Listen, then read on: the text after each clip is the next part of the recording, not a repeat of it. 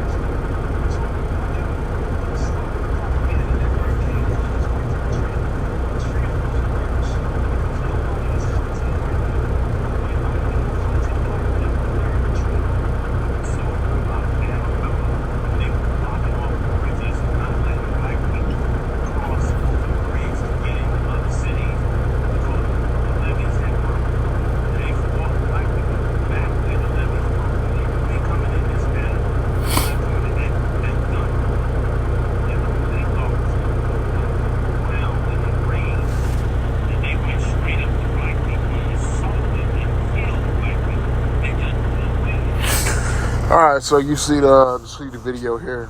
So I'm guessing that people are saying that Hurricane Helene and possibly Hurricane Milton, are worse than what happened in Hurricane Katrina in the year 2005, I believe, is when that happened. I was either in the 5th or the 6th grade. I know I was young at the time that Hurricane Katrina had happened. And, I just remember, as a kid, you really don't understand white supremacy and racism and things of that nature. But what I do remember is that they were having issues as far as FEMA, right?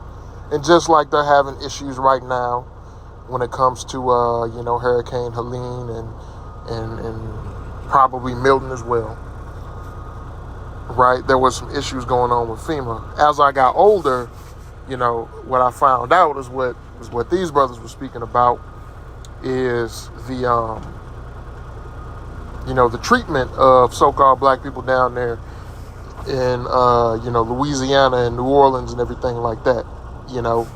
At the age that I was, I didn't know what they were doing was hunting down black folks, hunting down so-called black people, the Southern Kingdom, Judah, and probably some Northern Kingdom who look like Southern Kingdom mixed in there, right? And what I didn't know was, you got these militia groups who were going into New Orleans, because, and what they do is under the guise of protecting businesses from looters and things like that, these militia groups go into these disaster zones or these disaster areas, and they proclaim to be protecting property and businesses and things of that nature. But what really was going on is they were going in, hunting down Jake, hunting down so-called black folks, hunting down Israelites, and putting them to death, right? Terrorizing them. People who were in need, people who weren't doing anything, who weren't, doing anything wrong or nothing like that. You know, they were hunting these people down, killing them, and you know what I'm saying, doing these treacherous things to them, right? And, you know, as I got older, you know, I found these things out. But this is, you know, this is what the wicked does. The wicked being Esau, Edom, right? But now you have, you know, Hurricane Helene and Hurricane Milton, you know, plaguing these so-called, you know, Edomite areas, you know, out there. And, you know, you had the landslides and everything out there in North Carolina and, you know, the eastern part of Tennessee, western part of North Carolina, and other places where, you know, in these sundown towns, you know, there was a lot of natural disasters, man. You got landslides, flooding, and things of that nature that happened out there and completely fucked up the lives of a lot of these Edomites, right? And, you know, there's reported to be over, you know, 2,000 people perished with, you know, that toll rising, continuing to rise. You know what I'm saying? And these are just the curses that we experience here in Babylon the Great, just turning back over on you Edomites. You know, that's really all it is. It's just the curses turning back over on you Edomites, right? And this was prophesied to happen, right? Let's go here and start at Lamentations, chapter 4, verse 21. And it says, "Rejoice and be glad, O daughter of Edom, that dwellest in the land of Uz. The cup also shall pass through unto thee. Thou shalt be drunken, and shalt make thyself naked. The punishment of thine iniquity is accomplished, O daughter of Zion. He will no more carry thee away into captivity. He will visit thine iniquity, O daughter of Edom. He will discover thy sins," right? And the Lord is, you know, uncovering the sins of these Edomites, right? And how they've treated Jake, you know, how they've treated Jake, how they've treated so-called blacks, Hispanics, and Native Americans, the things that they've done to our people, right? As far as things like a natural disaster, how they take advantage of this opportunity, you know, when Jake is in an even more vulnerable state than, you know, what we're already in. You know, Jake is naturally right now in this captivity in a vulnerable state, but during a natural disaster, you know, when, you know, even just the typical resources of how do you say it? You know, just the typical resources of you know, emergency emergency systems, being able to call ambulance, the fire department, you know, having these things in place, but when there's a natural disaster, you know, they're stuck and, you know, they're caught up in it just like you know, they're caught up in it just like anybody else. You know what I'm saying? So when Jake is in these natural disasters and they don't have access to just even the basic resources, emergency resources and things like that, you know, Jake is in an even more vulnerable state. And these Edomites took advantage of that during Hurricane Katrina. You know, going out into Jake neighborhoods and basically hunting down Jake and killing him. You know what I'm saying? Right? So, Ezekiel 35 and verse 5, it says, "Because thou hast had perpetual hatred and hast shed the blood of the children of Israel." Let me start at verse 4, Salakia. Verse 3. It says, "And say unto it, Thus saith the Lord Yahweh, Behold, O Mount Seir." Mount Seir is just representative of the Edomites. You know, that's where the Edomites dwelled, right? Just like, you know, Mount Zion is representative of Jake, right? It says, "Behold, O Mount Seir, I am against thee, and I will stretch out my hand against thee, and I will make thee most desolate. I will lay thy cities waste, and thou shalt be desolate, and thou shalt know that I am the Lord. Because thou hast had a perpetual hatred, and hast shed the blood of the children of Israel by the force of the sword in the time of their calamity, in their time that their iniquity had an end. Therefore, as I live, saith the Lord Yahweh, I will prepare thee unto blood, and blood shall pursue thee. Sit thou hast not hated blood, even blood shall pursue thee, right? Thus will I make Mount Seir most desolate, and cut off from it him that passeth out, and him that returneth, right? And I will fill his mountains with his slain men. In thy hills and in thy valleys and in all thy rivers shall they fall that are slain with the sword. I will make thee perpetual desolations, and thy city shall not return, and ye shall know that I am the Lord, Yahweh Ba'ashem Yahweh Shai, right? Now, this is talking about by the sword, which eventually that's going to come, but we see that, with these natural disasters, man, Esau's turning on himself. Esau's turning on his own people, right? With this whole FEMA thing and them not getting the resources that they need out there. And, hey, it is what it is. You know what I'm saying? It is what it is. They've done this. They've done this to us, on so many different occasions, right? Just like, on the part of the video where, he talked about how they blocked off bridges for, Jake to get out of New Orleans, Jake to get out of the cities, and they blocked off the bridges, right? They did the same thing over in East St. Louis during the East St. Louis riots when Jake was trying to cross over the Mississippi River from East St. Louis into East St. Louis, Illinois to St. Louis, Missouri. And the police in St. Louis blocked off the bridges, preventing Jake from getting, across the river, And, during that time, these Edomites were really jealous because, Jake was beginning to, have some type of prosperity. But another reason was these Edomites wanted to go on strike because, St. Louis and East St. Louis were very, large industrial, I don't want to say, but they were very large, and they were large industrial cities, back in, the early 1900s, late 1800s, early 1900s. These St. Louis and East St. Louis played a big part in the Industrial Revolution. And, during that time, you had,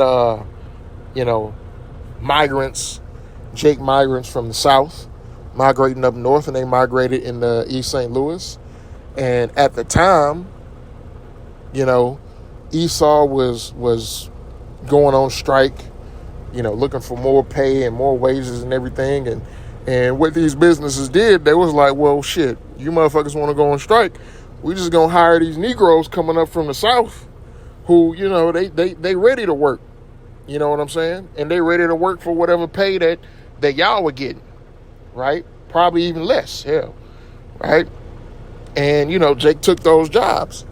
And these Edomites, they got pissed off. And, they found an excuse, just like they did with the Tulsa, Oklahoma riots. They found an excuse to justify what they did, but that's what they did. They started, destroying Jake neighborhoods over there in East St. Louis, and, Jake looking, now Jake was getting with their ass, just like in Tulsa. Jake was getting with their ass. Jake was whooping their ass, right? But, eventually, like, for example, over in Tulsa, them Edomites Jake was getting with them so bad that they had to start dropping bombs from planes and shit. You know what I'm saying? They couldn't, they couldn't, Jake was getting on them too much, and same with East St. Louis. Jake was getting with them to where they had to, I believe they just, more and more Edomites got involved in the situation. But, you had Israelites who were looking for refuge and were trying to flee and trying to get over in the St. Louis. And, they were blocking the bridges off. They were preventing Jake from blocking the bridges off. But some of them, they basically built rafts out of of tree shrubs and stuff like that. Or they just straight up swam across the river to get over to St. Louis, right?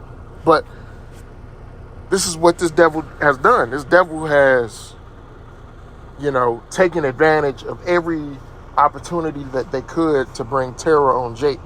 And it's the same thing that's going to happen here in this time, right? When things start to collapse, when the society starts to collapse, one, they're going to blame it on the Israelites. They're going to blame it on Jake, right? And that's going to be justification for them to start,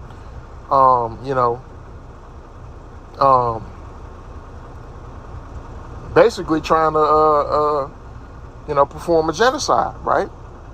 But, the Lord has an elect. The Lord has a remnant which is going to be saved from that day. You know what I'm saying?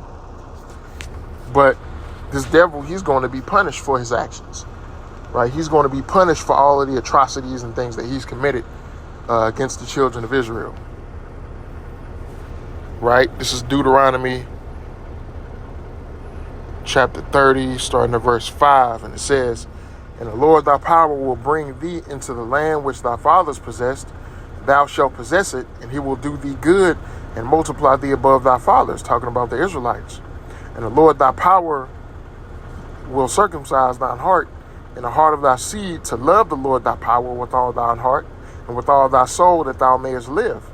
And the Lord thy power, Yahweh, will put all these curses upon thine enemies and on them that hate thee, which persecuted thee. And thou shalt return and obey the voice of the Lord and do all his commandments, which I command thee this day," right? And this is the prophecy of things to come, right? This is the prophecy of the prophecy of the new covenant, right? And this is, some of these Christians don't want to go into, who is this speaking of? Who is Deuteronomy chapter 30 speaking of? You know what I'm saying?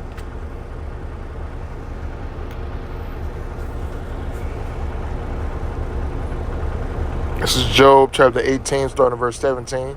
And it says, "His remembrance shall perish from the earth, and he shall have no name in the street. He shall be driven from light into darkness and chased out of the world.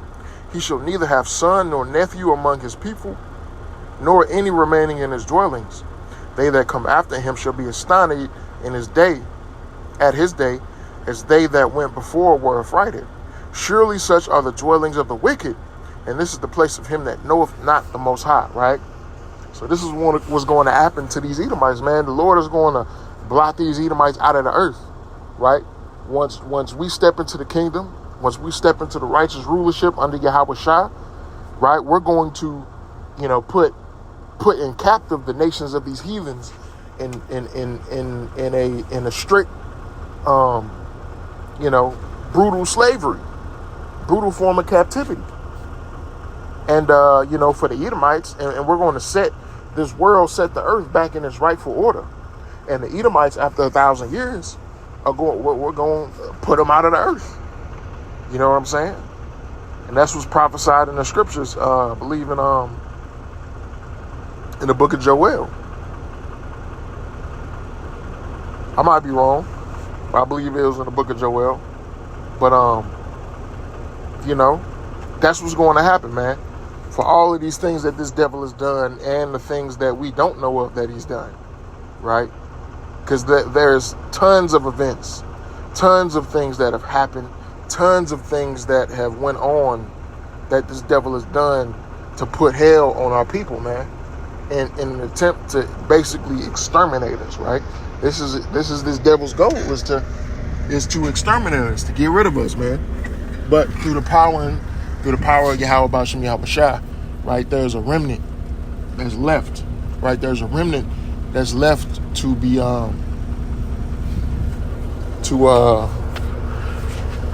be brought into eternal life,